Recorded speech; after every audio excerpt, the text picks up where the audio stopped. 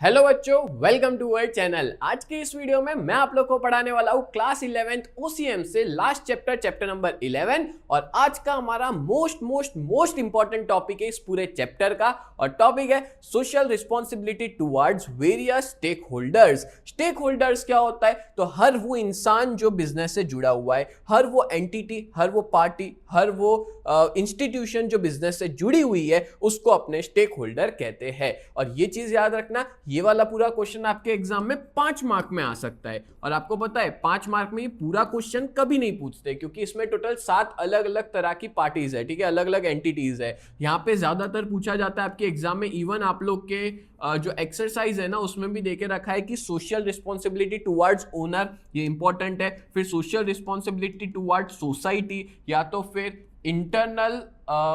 Internal stake holder, या तो फिर एक्सटर्नल स्टेक होल्डर, ठीक है, ये आ सकते हैं क्वेश्चन। और इवन आपकी एक्सरसाइज में भी ये 4 ही पॉइंट देके रखे हैं 5 मार्क के अंदर, तो ये अच्छे से प्रिपेयर करना है आपको। और ये अगर आता है ओनर तो वो पूरा 5 मार्क का होगा, सोसाइटी वाला आया तो वो 5 मार्क का, या ये 5 मार्क का, या ये 5 मार्क का। बात करें तो ये दो सबसे ज्यादा इंपॉर्टेंट है। तो ये टॉपिक बहुत इंपॉर्टेंट है इस पूरे चैप्टर का, और सबसे बड़ा टॉपिक है इस चैप्टर का। तो वीडियो को एंड तक जरूर देखना, जिससे पूरा टॉपिक बहुत अच्छे से समझ में आ जाए। आगे बढ़ने से पहले मैं एक और इंफॉर्मेशन देना चाहता हूं।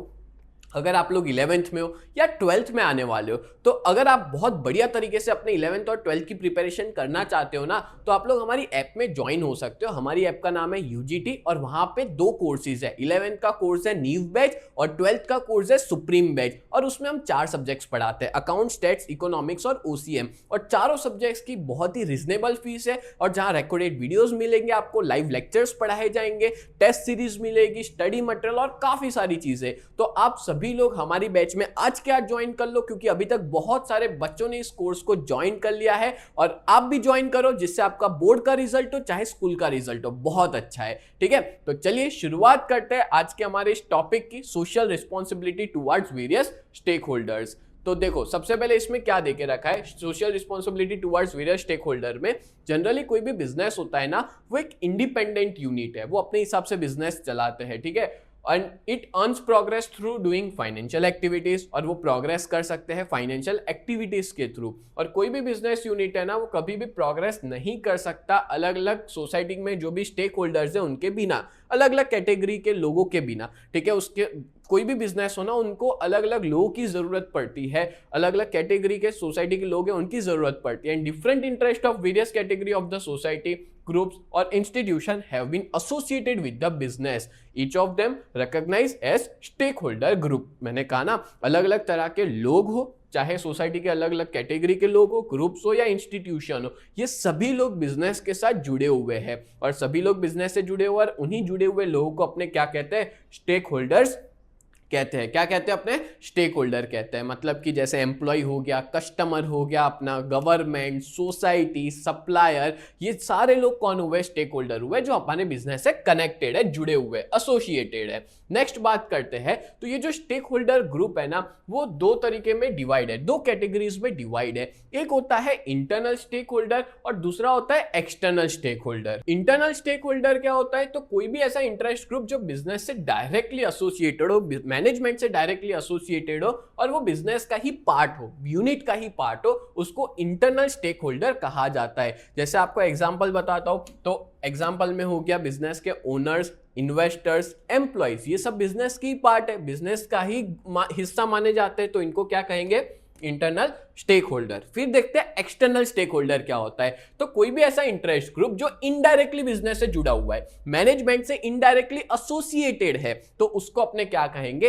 एक्सटर्नल स्टेक होल्डर्स कहेंगे। क्या कहेंगे? External stake holder. और एक्सटर्नल स्टेक होल्डर में कौन आएगा? कस्टमर, सप्लायर्स, गवर्नमेंट, सोसाइटी, ये सब एक्सटर्नल स्टेक होल्डर्स हुए। और आपको पता है एग्जाम में इंटरनल या एक्सटर्नल स्टेक होल्डर्स आ सकता है, और अगर इंटरनल स्टेक होल्डर आए तो ये 5 मार्क का आ सकता है, ये आए तो ये वाला 5 मार्क का आ सकता है। और आपको पता है इन सब में से सबसे मोस्ट इंपॉर्टेंट कौन से है, तो एक ओनर वाला कर लेना और एक सोसाइटी वाला कर लेना। ये दोनों मोस्ट इंपॉर्टेंट है जो एग्जाम में आने के चांसेस इसके सबसे ज्यादा होते हैं। और अगर दोनों आए ना तो ये 5 मार्क में आ सकता है या तो ये 5 मार्क में आ सकता है। ठीक है, तो चलिए अब अपने एक एक करके सारे स्टेक होल्डर्स के बारे में देखेंगे, उनकी तरफ क्या बिजनेस की सोशल रिस्पॉन्सिबिलिटी होती है। जैसे ओनर्स के लिए क्या रिस्पॉन्सिबिलिटीज है, इन्वेस्टर, टोटल 7 है। 7 के 7 को एक एक करके अपने समझते हैं। चलो पहला क्या है, social responsibility towards the owner. एक बिजनेस की क्या सोशल रिस्पॉन्सिबिलिटी होनी चाहिए ओनर को लेकर के, वो समझाता हूं। ठीक है,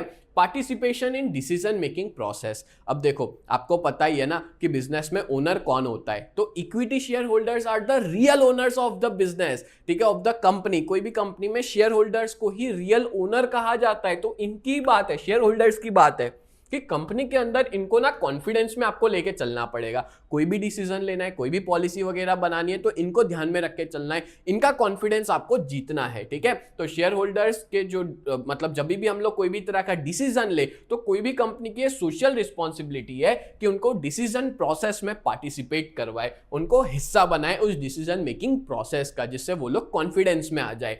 नेक्स्ट है number 2, capital security and growth. अब देखो सीधी सी बात है, आप शेयर होल्डर हो या आपने पैसा कोई कंपनी में इन्वेस्ट किया हुआ है, ठीक है, तो आप क्या चाहोगे कि आपका पैसा सिक्योर रहे और आपके पैसे का ग्रोथ हो। ठीक है, तो यही बिजनेस की सोशल रिस्पॉन्सिबिलिटी ओनर्स को लेके कि buy put their personal interest aside, अपना पर्सनल इंटरेस्ट साइड में रखे और मैनेजमेंट उनकी स्किल्स को यूज करे जिससे शेयर होल्डर्स का पैसा सिक्योर रहे और उनके पैसों की वैल्यू बढ़े, उनके शेयर्स की प्राइस बढ़े, उन्होंने जो इन्वेस्टमेंट किया है उसकी वैल्यू बढ़े। क्लियर। तीसरा, protecting interest of the owners, यानी कि जो ओनर्स होते हैं वो हमेशा यही चाहते हैं कि उनका पैसा सेफ रहे, ठीक है, उनकी वैल्यू बढ़े, पैसों की ग्रोथ हो कंपनी का, तो यही बिजनेस को करना है। और ये बिजनेस की सोशल रिस्पॉन्सिबिलिटी है कि वो उनका लॉन्ग टर्म इंटरेस्ट जो है उसको प्रोटेक्ट करे, मतलब लॉन्ग टर्म तक उनके पैसों को सिक्योर रखे, लॉन्ग टर्म तक उनके पैसों का ग्रोथ करवाए। क्लियर। नेक्स्ट है नंबर 4, प्रायोरिटी फॉर डेवलपमेंट। और डेवलपमेंट मतलब क्या, तो जब भी कंपनी के पास कोई डेवलपमेंटल प्लान होता है ना तो उसको वो प्रैक्टिस में रखना होता है। अब देखो सीधी सी बात है, मैं कंपनी हूं, मेरे पास एक डेवलपमेंटल प्लान है तो मेरे को और ज्यादा पैसा चाहिए, तो अब मैं क्या करूंगा, मार्केट से पैसा लूंगा और शेयर्स दूंगा। ठीक है, तो अब ऑलरेडी जो एग्जिस्टिंग शेयर होल्डर है मैं उनको राइट शेयर दूंगा। मतलब कि फॉर एग्जांपल मान लो मेरी कंपनी ने ऑलरेडी मार्केट से 1000 करोड़ लिए हुए थे, अब मान लो कोई नया डेवलपमेंटल प्लान आया, मेरे को 500 करोड़ और चाहिए, तो 500 करोड़ में नए लोगों के पास नहीं जाऊंगा पैसा लेने, ऑलरेडी जो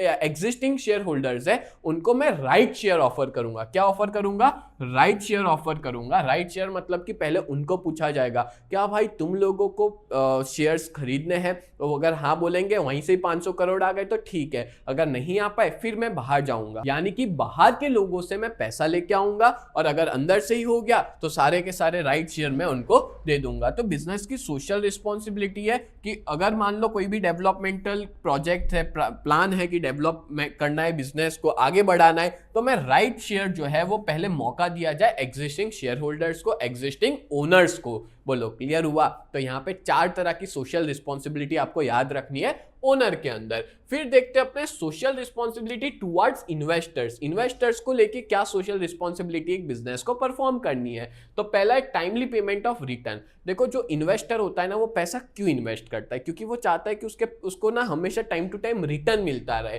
ठीक है, तो यहाँ पे जो उनका पैसा है उनकी एक्सपेक्टेशन हाई होती है, वो चाहते हैं कि उनको रेगुलर और रीजनेबल रिटर्न मिलता रहे। तो बिजनेस की सोशल रिस्पॉन्सिबिलिटी है कि उनको रेगुलर रिटर्न देते रहे।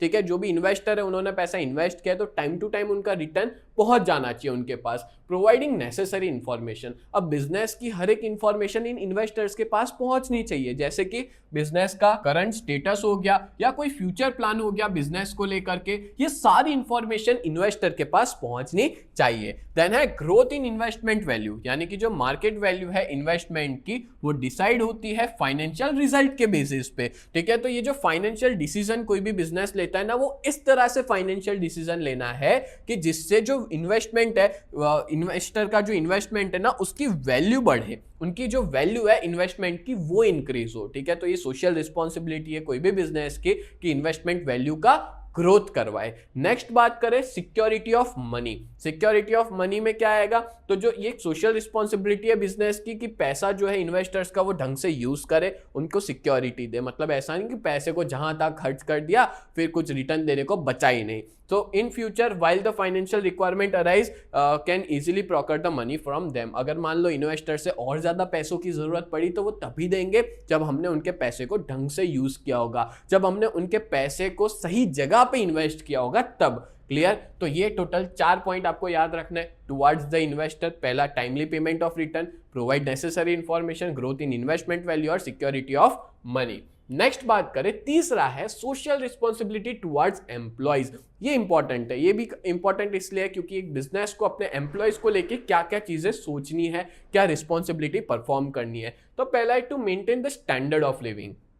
तो देखो, जो रेम्यूनरेशन है, रेम्यूनरेशन मतलब होती है सैलरी, वेजेस, जो भी मेहनत करता है एक एम्प्लॉय उसको जो रिटर्न में देता है ना, उसको रेम्यूनरेशन कहा जाता है। तो रेम्यूनरेशन ही सबसे बड़ा पर्पस होता है कोई एम्प्लॉय का, जिससे वो अच्छे से टास्क परफॉर्म कर सके। और अगर रेम्यूनरेशन इम्प्रॉपर रहा, ठीक है, या एम्प्लॉय के अंदर डिससेटिस्फेक्शन क्रिएट होगी। अब देखो, आप हो, अगर आप कहीं पे काम करते हो, जॉब करते हो, तो आप क्या किसके लिए करते हो? आपको अच्छा लगता है उसके लिए या सैलरी के लिए? तो भाई अच्छा लगता है वो तो होता ही है, बट सैलरी सबसे इंपॉर्टेंट प्राइमरी ऑब्जेक्टिव होता है कोई भी एम्प्लॉय का। ठीक है, तो वो क्या चाहेगा कि उसको टाइम टू टाइम अच्छे से सैलरी मिले और उसको प्रॉपर सैलरी मिले, वो मेहनत कर रहा है उतनी सैलरी मिले। और ये बिजनेस की या कंपनी की रिस्पॉन्सिबिलिटी है कि एम्प्लॉय को उनका रेम्यूनरेशन टाइम पे देना, अच्छा देना और ऐसे देना कि उनकी minimum standard of living maintain हो पाए। क्लियर? नेक्स्ट है to provide proper atmosphere and facility of work. अब देखो, बिजनेस के अंदर ना अच्छा एटमॉस्फेयर होना बहुत ज्यादा जरूरी है, बहुत इंपॉर्टेंट रोल प्ले करता है। कोई भी यूनिट होता है ना, वो अच्छा एटमॉस्फेयर कैसे देगा? अच्छी फैसिलिटीज के थ्रू, जैसे प्रॉपर कैंटीन फैसिलिटी होनी चाहिए, ट्रांसपोर्टेशन सही होना चाहिए, साफ सफाई क्लीनलीनेस होनी चाहिए, वेंटिलेशन फैसिलिटीज अच्छी होनी चाहिए, if possible AC air conditioner होना चाहिए अपने एम्प्लॉयज के लिए, एक सेपरेट अरेंजमेंट होना चाहिए लेडीज एम्प्लॉयज के लिए। तो ये सारी चीजों करने से क्या होगा कि हम एक बिजनेस की सोशल रिस्पॉन्सिबिलिटी फुलफिल होगी, और ये बिजनेस की सोशल रिस्पॉन्सिबिलिटी है। तीसरा है टू प्रोवाइड सोशल सिक्योरिटी, मतलब कि time to time reasonable salary दे देना, फिर एम्प्लॉयज को अदर फैसिलिटीज देना, जैसे प्रोविडेंट फंड हो गया, पेंशन, बीमार है तो बीमार की भी छुट्टी, सिक लीव देना। सिक लीव मतलब पेड लीव होती है ना, कि बीमार पे भी हम पैसा तो देते ही रहेंगे। इंश्योरेंस प्रोटेक्शन देना, लाइफ का, हेल्थ केयर का, ग्रुप इंश्योरेंस स्कीम प्रोवाइड करना। ठीक है, तो ये अलग अलग सोशल सिक्योरिटी स्कीम प्रोवाइड की जाती है। फिर है गिव रिकॉग्निशन टू एम्प्लॉय, यानी जो एम्प्लॉयज यूनियन है, ठीक है, वो बनाई जाती है एम्प्लॉयज के द्वारा, जिससे वो अपनी डिमांड को पूरा कर सके एक ऑर्गेनाइज्ड वे में। ठीक है, और हर मैनेजमेंट को इन एम्प्लॉय ऑर्गेनाइजेशन को या एम्प्लॉय यूनियन को रिकॉग्नाइज करना है, और एम्प्लॉय यूनियन जो है वो एम्प्लॉयज को प्रेजेंट करती है। ठीक है, और अगर मान लो उनकी डिमांड सही है एम्प्लॉयज की, तो मैनेजमेंट को उनकी डिमांड एक्सेप्ट करनी है, और जिससे उनका एंथुजियाज्म, उनका मोटिवेशन बढ़ता है कि बिजनेस हमारी बात को सुन रहा है, हमारी बात को मान रहा है। तो बिजनेस की सोशल रिस्पॉन्सिबिलिटी है कि वो एम्प्लॉयज की जो यूनियन है, एम्प्लॉयज की जो बातें हैं, एम्प्लॉय यूनियन की जो बातें हैं, जो उनकी डिमांड है, उनको पूरा करे, उनकी बातों को समझे। क्लियर? चलो, तो ये देख लिया अपने 4 पॉइंट। फिफ्थ है compromising attitude of higher management, मतलब कि एम्प्लॉयज को हमेशा एसेट्स की तरह ट्रीट करना चाहिए। कोई भी एम्प्लॉय जो होता है ना, ठीक है, any unit has to accept that they are efficient in their work. हर एम्प्लॉय अच्छे से काम करे, एफिशिएंट हो सके, तभी हो पाएगा जब वो एसेट्स की तरह ट्रीट करेंगे। By other side, employee should present their grievance. हाँ देखो, ये चीज भी ध्यान रखना है, उनका जो यूनियन हो या तो फिर एम्प्लॉय हो, उनकी कंप्लेंट्स को सुनना है कि क्या कंप्लेन है, and by timely consider this presentation. और वो जो भी चीज बोल रहा है उनको टाइम टू टाइम कंसीडर करना है, और अगर मान लो झुकना पड़े तो हायर मैनेजमेंट को एम्प्लॉयज के सामने झुकना भी पड़ेगा, या जो एम्प्लॉय यूनियन है उनके सामने झुकना पड़ेगा, और जो इंटरेस्ट है उनके, मतलब यूनिट के इंटरेस्ट के बारे में सोचना है। और एम्प्लॉय को हमेशा फैमिली मेंबर्स की तरह ट्रीट करो, जिससे एक फैमिली एटमॉस्फेयर क्रिएट हो सके। ठीक है, नेक्स्ट आगे बात करें तो मोटिवेशन। देखो, आप एम्प्लॉयज के आवर्स बाय कर सकते हो, घंटे बाय कर सकते हो, ठीक है, पर आप उनकी एबिलिटीज को नहीं जीत सकते। मतलब कि कोई भी एम्प्लॉय सरवाइव नहीं कर सकता मोटिवेशन के बिना, एंथुसियाज्म के बिना, मतलब ढंग से वो काम नहीं कर पाएगा जब तक हम उनको कांस्टेंट एनकरेजमेंट नहीं देते। उनको कांस्टेंट एनकरेजमेंट देना पड़ेगा। ठीक है, तो एम्प्लॉयज़ को मोटिवेट करने के लिए अलग अलग चीज़ें की जाती है, इंक्रीमेंट दिया जाता है, प्रमोशन किया जाता है, रिवॉर्ड्स दिए जाते हैं, ठीक है। और ये सब क्यों किया जाता है? क्योंकि एम्प्लॉयज़ का जो मॉरल है वो बूस्ट हो, और कंपनी के अंदर जो ओनर्स होते हैं वो अपने एम्प्लॉयज के साथ टूर पे जाते हैं, उनकी फैमिलीज को लेके जाते हैं, और एम्प्लॉयज को अवार्ड दिया जाता है अच्छी रिसर्च के लिए, या तो कोई नई टेक्निक उसने ढूंढी हो उसके लिए। एम्प्लॉयज को कार गिफ्ट की जाती है, फ्लैट गिफ्ट किया जाता है। ऐसी बहुत सी चीजें हैं जो एक बिजनेस अपने एम्प्लॉय को प्रोवाइड करता है। बोलो क्लियर है? जैसे आपने ना एक सूरत का डायमंड बिजनेसमैन है, डायमंड का बिजनेस करता है, सावजी भाई ढोलकिया, उनके बारे में कभी देखना, नेट पे सर्च करना। उन्होंने अपने काफ़ी सारे एम्प्लॉयज़ को गाड़ियाँ गिफ्ट की है, ठीक है, कार गिफ्ट की है, फ्लैट गिफ्ट किया है। उनके पेरेंट्स को जो बोलते हैं ना, जो पेरेंट्स हैं उनको रिलीजियस टूर, हरिद्वार है, वाराणसी है, उनकी टूर ऐसी ही उन्होंने अरेंज करवाई है। क्यों ऐसा कर रहे हैं? क्योंकि एम्प्लॉय मोटिवेटेड फील करे, एम्प्लॉय उनसे जुड़ा रहे, एम्प्लॉय उनके साथ अच्छे से काम करता रहे। क्लियर? आगे बढ़ने से पहले मैं आप लोग को बहुत इंपॉर्टेंट इंफॉर्मेशन देना चाहता हूं। अगर आप लोग 11 GSEB कॉमर्स में हो और अपनी प्रिपरेशन बहुत ही बढ़िया तरीके से करना चाहते हो ना, तो आप लोग हमारी इस बैच में ज्वाइन हो सकते हो। हमारी बैच का नाम है न्यू बैच, जहां पे हम लोग 4 सब्जेक्ट पढ़ाते हैं, अकाउंट, स्टैटिस्टिक्स, इकोनॉमिक्स और OCM। और इन चारों सब्जेक्ट के आपको लाइव लेक्चर्स भी हम मिल जाएंगे, मतलब मंडे टू सैटरडे हर रोज लाइव लेक्चर्स पढ़ाते हैं, as well as recorded videos भी प्रोवाइड करते हैं। आपको यहाँ पे रेगुलर टेस्ट दे पाओगे, साथ में हैंड रिटन नोट्स मिल जाएंगे, 24/7 डाउट सॉल्यूशन प्रोवाइड किया जाता है। और इस पूरे बैच की प्राइस जो है वो बहुत ही ज्यादा रिजनेबल है,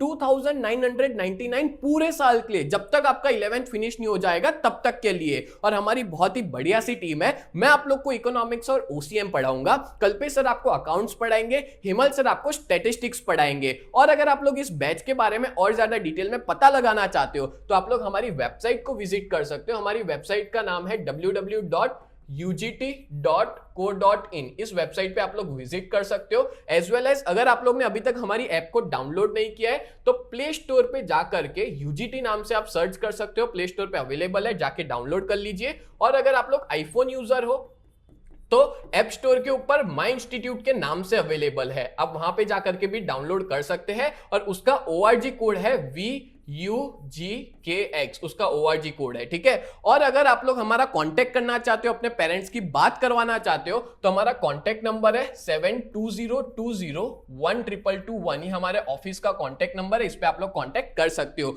सच बता रहा हूं, इस बैच में अगर आप ज्वाइन हो जाते हो ना तो आपका बहुत ही बढ़िया रिजल्ट आएगा। अभी तक बहुत सारे ऐसे बच्चे हैं जो इस बैच में जुड़ चुके हैं, और बहुत से ऐसे भी बच्चे हैं जो ऑफलाइन में भी ट्यूशन जाते हैं और अपने बैकअप के लिए वो लोग हमारी इस बैच में जुड़े हुए हैं, और जिनका रिजल्ट भी बहुत अच्छा खासा आ रहा है। तो जल्द से जल्द आप लोग हमारी इस बैच में जुड़ जाइए, जिसमें आपका ही फायदा है। चलो आगे बढ़ते हैं नेक्स्ट टॉपिक पे।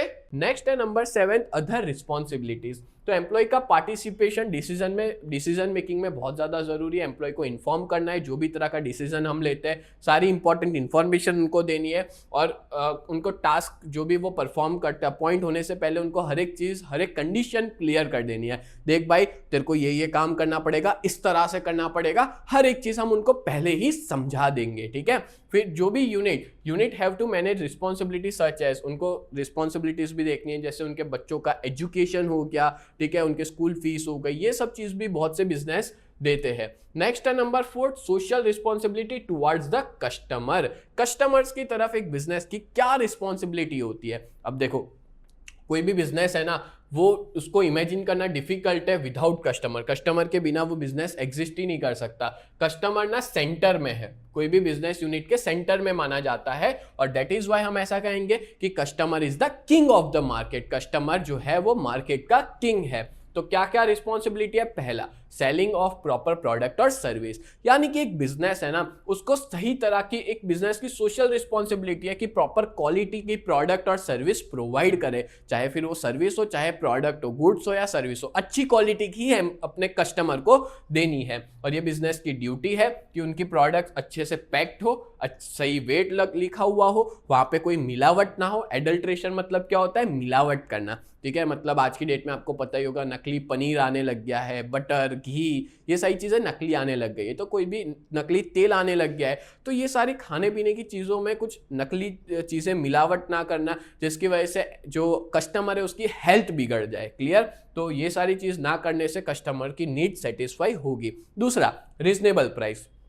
कोई भी बिजनेस होता है ना, उसको अपनी प्रोडक्ट और सर्विस तो देनी है अच्छी क्वालिटी में, बट रीजनेबल प्राइस में। कस्टमर को लूटना नहीं है ना, कस्टमर को सही प्राइस पे प्रोडक्ट को पहुंचाना है, प्रॉपर सेटिस्फेक्शन देना है, प्रॉपर रिटर्न। अब देखो मान लो बहुत सी बार क्या होता है कि कुछ गलत चीज दे भी दी, ठीक है, तो हमको क्या करना है, उनसे लेके प्रोड्यूसर तक पहुंचाना है। कुछ गलत चीज आ गई है तो रिटर्न भी हम लोग को कर देना है। और आज की कंपिटिटिव इरा के अंदर a unit requires reasonable profit in order to survive. और आज की डेट में आप देखो हर फील्ड में कंपटीशन डे बाय डे बढ़ती चली जा रही है, बहुत ज़्यादा कंपटीशन बढ़ चुकी है। तो कंपटीशन ऐसे कंपटीशन के टाइम पे आपको अगर सरवाइव करना है ना, तो रीजनेबल प्रॉफिट लो। रीजनेबल प्रॉफिट मतलब कि एक जेन्युइन प्रॉफिट लो। अब कस्टमर को लूटोगे तो दूसरी बार क्या कस्टमर आएगा? अगर मान लो आपने कहीं से कोई सामान खरीदा और आपको फील हुआ कि आपसे बहुत ज़्यादा पैसा लिया गया है, तो आप नेक्स्ट टाइम वहाँ पे नहीं जाओगे। क्लियर? तो रीजनेबल प्राइस जो है वो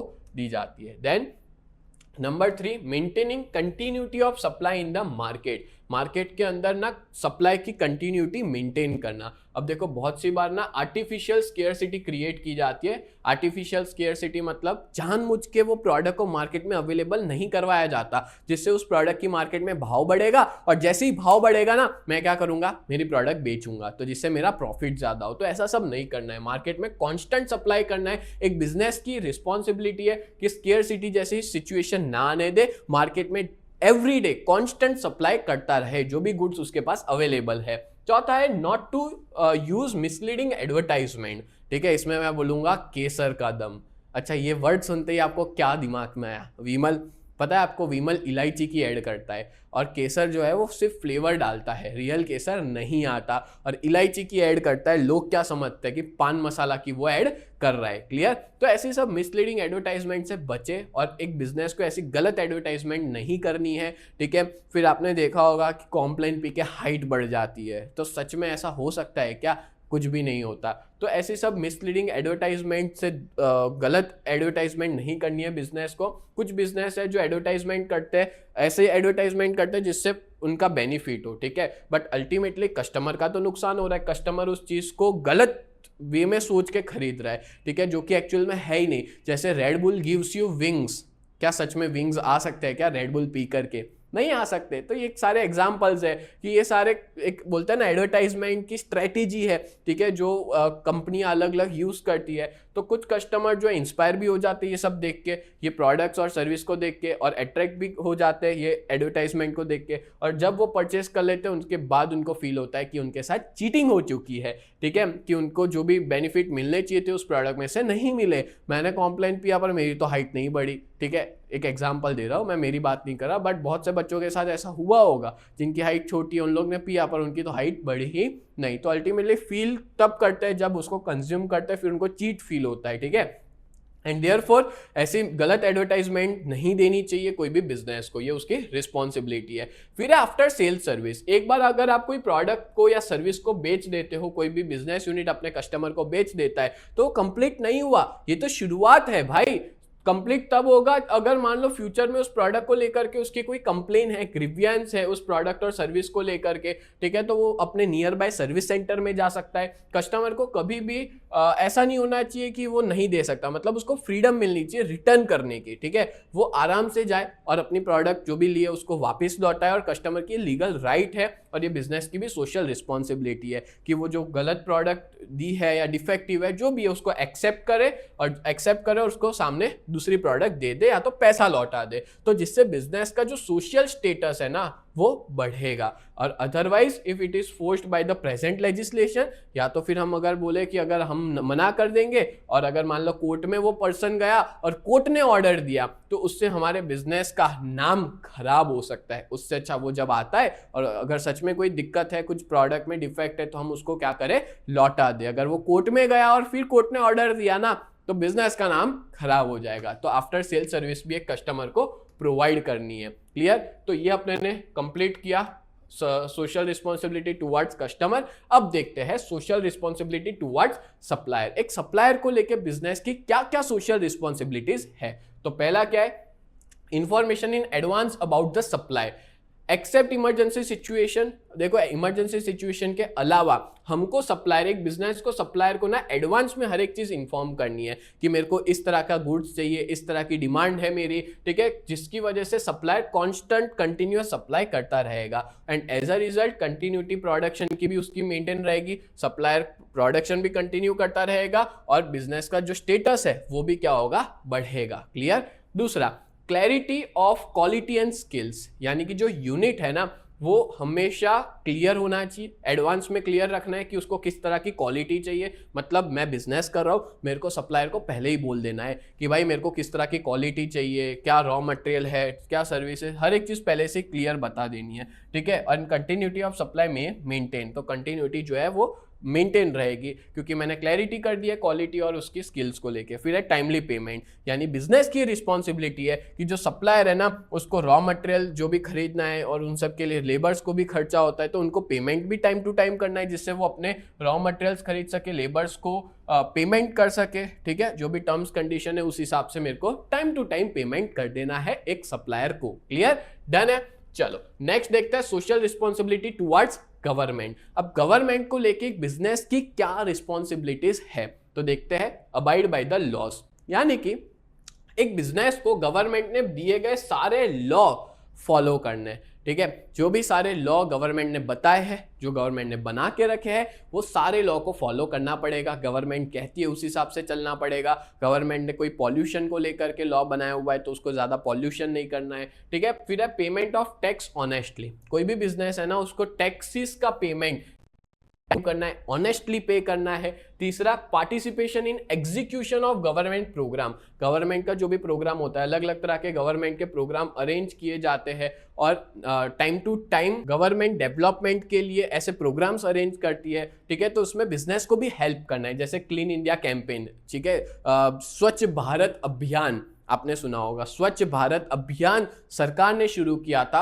और इस अभियान को बहुत सारे बिजनेस ने सपोर्ट किया है, जिसकी वजह से इंडिया में आज की डेट में काफ़ी अच्छी साफ सफाई सुधरी है, ठीक है, काफ़ी क्लीनलीनेस आई है। तो ऐसे सब प्रोग्राम्स जो गवर्नमेंट चलाती है, गवर्नमेंट की प्रोग्राम्स को सपोर्ट करना है, ठीक है। फिर है to participate in the implementation of the industrial policy. अब देखो गवर्नमेंट जो है ना वो इंडस्ट्रियल पॉलिसी बनाती है, ठीक है, तो वो सारी नीड्स को देख करके बनाती होगी, सीधी सी बात है। तो ये बिजनेस की सोशल रिस्पॉन्सिबिलिटी है कि ऐसी सब पॉलिसी को इंप्लीमेंट करे, फॉलो करे, उसमें पार्टिसिपेट करे। अच्छा, अब आप लोग बोल रहे होंगे कि सर इतने सारे हेड पॉइंट्स है ना, पर आपको हेड पॉइंट्स तो याद करने ही पड़ेंगे, अंदर का भले मत करो, एग्जाम में बना के लिख लेना। मैं जो समझा रहा हूँ वो ध्यान से सुन लो, समझ लो और एग्जाम में बना के लिख के आ जाना, पर हेड पॉइंट्स अच्छे से याद करके जाना है। क्लियर। चलो अब देखते हैं social responsibility toward the society. Last और आखिरी आया कि बिजनेस की क्या सोशल रिस्पॉन्सिबिलिटी है सोसाइटी को लेकर के, ठीक है।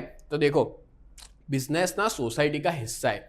हम बिजनेस कहाँ करते हैं, जंगल में जाके करते हैं क्या? नहीं, बिजनेस कहाँ करते हैं, सोसाइटी में करते हैं। किसकी वजह से बिजनेस आगे बढ़ा? सोसाइटी की वजह से। तो सीधी सी बात है, बिजनेस को कुछ तो करना पड़ेगा सोसाइटी के लिए, तो वही देके रखा है, प्रिजर्वेशन ऑफ द एनवायरमेंट, यानी कि प्रोडक्शन प्रोसेस ऐसी होनी चाहिए जिससे पॉल्यूशन ना हो और एनवायरमेंट बना रहे, सेफ एनवायरमेंट बना रहे। Contribution to national development programme, मतलब कि जो नेशन है उसको डेवलपमेंट करना है उसका, तो उसके लिए पर्सनालिटी डेवलपमेंट, प्रोग्रेस होना चाहिए हर यूनिट का। तो सीधी सी बात है, अगर बिजनेस अपने आप से आगे बढ़ता चला जाएगा तो देश का भी साथ साथ में ग्रोथ होगा। मतलब कि एक बिजनेस अगर ग्रो करता है तो देश का भी डेवलपमेंट हो सकता है। कैसे? क्योंकि वो अपने फाइनेंशियल रिसोर्स को बहुत अच्छे से यूज कर रहा है, पैसों को बहुत अच्छे से यूटिलाइज कर रहा है। तीसरा है give importance to the research programme. अब देखो आपके पास मोबाइल किसकी वजह से आया? एक बिजनेस की वजह से। आप अभी लैपटॉप से पढ़ रहे हो तो वो एक बिजनेस ने सेटअप किया है। एसी है, पंखा है, कोई भी सारी चीज़ देख लो, सारी चीज़ बिजनेस की वजह से सेटअप हुई है, सारी चीज़ बिजनेस की वजह से आपके पास पहुंच पाई है। तो एक बिजनेस की सोशल रिस्पॉन्सिबिलिटी है कि जनरली आपको पता है डेवलप कंट्री है ना, उसमें हर बिजनेस अपने प्रॉफिट का कुछ हिस्सा रिसर्च के पीछे डालता है, रिसर्च करते रहते हैं वो लोग, ठीक है, जिसकी वजह से वो अपने पूरे मार्केट में प्राइम पोजीशन पे खड़े रहे, इंटरनेशनल कंपटीशन में भी टॉप पे खड़े रहे, ठीक है। तो हर बिजनेस यूनिट को इंपॉर्टेंस देना है रिसर्च के पीछे, गुड्स और सर्विस को प्रोड्यूस करने के पीछे, जिससे सोसाइटी की जो नीड्स है सोसाइटी की जो रिक्वायरमेंट है वो पूरी हो सके, ठीक है। अब देखो जितना ज़्यादा रिसर्च होगा उतनी ज़्यादा टेक्नोलॉजी आएगी, उतनी ज़्यादा अपने सोसाइटी के लिए फ़ायदा होगा, तो दैट्स वाई रिसर्च प्रोग्राम को इंपॉर्टेंस देना है। फिर बात करें हेल्पफुल ड्यूरिंग एन इमरजेंसी। अब देखो बहुत सी ऐसी सिचुएशंस आती है, नेचुरल कैलामिटीज़ आती है, जिस सिचुएशन में बिजनेस की सोशल रिस्पॉन्सिबिलिटी है कि गवर्नमेंट जो लोगों को मदद पहुंचा रही है उसमें थोड़ी हेल्प प्रोवाइड कर देना, सेमी गवर्नमेंट ऑर्गेनाइजेशन एनजीओ वगैरह चलती है उनको हेल्प कर देना, क्लियर। देन है conservation of social and cultural heritage. अब देखो कोई भी बिजनेस को सोशल और कल्चरल लीगेसी को खराब नहीं करना है, ठीक है, मर्यादा मेंटेन रखनी है सोसाइटी की, जो उनका कल्चर है उसको मेंटेन रखना है, कोई भी तरह की ऑब्सेनिटी मतलब कुछ गलत चीज़ नहीं बतानी है, ठीक है, ऐसी सारी चीज़ अपने एडवर्टाइजमेंट में इन्वॉल्व नहीं करनी है जिससे कल्चर लोगों का खराब हो। अगर ऐसा कुछ होता है तो फिर सोसाइटी के लोग आपको बॉयकॉट भी कर सकते हैं, दैट्स वाई ये चीज़ ध्यान रखनी है। फिर है पार्टिसिपेशन इन सोशल एनकरेजमेंट। अब देखो सोशल इक्वालिटी मतलब इक्वालिटी, ऊंच नीच ऐसा सब नहीं देखना है, ठीक है, सोशल इक्वालिटी को आगे बढ़ाना है, अपॉर्चुनिटी हर कम्युनिटी को प्रोवाइड करनी है, ऐसा नहीं कि इसी कम्युनिटी के लोग हमारे यहाँ पे काम करेंगे, हर कम्युनिटी को इक्वल अपॉर्चुनिटी मिलनी चाहिए आपके बिजनेस में काम करने की। बिजनेस को भी हेल्पफुल रहना है कि वो बिजनेस डेवलप हो सके, सबको, चाहे फिर वो वीकर सेक्शन हो सोसाइटी का, उनको भी इक्वल अपॉर्चुनिटी मिले काम करने की उनके यहाँ पे। बोलो क्लियर हो गया।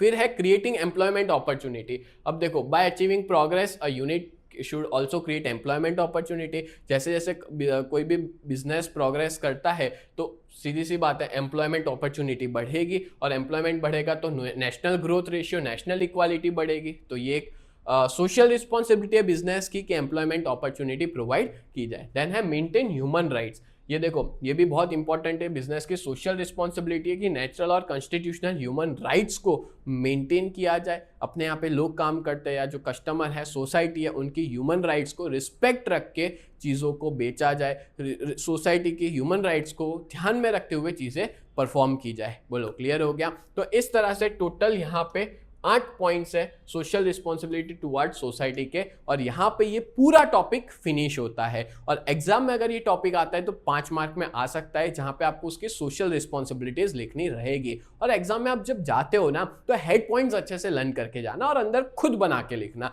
आपको पूरे में से पूरे मार्क्स मिल जाएंगे। तो उम्मीद करता हूँ ये पूरा लेक्चर आपको बहुत अच्छे से समझ में आया होगा। ऐसी वीडियोस देखने के लिए चैनल को सब्सक्राइब करें। तो मिलते हैं नेक्स्ट वीडियो में, तब तक के लिए bye and thank you so much.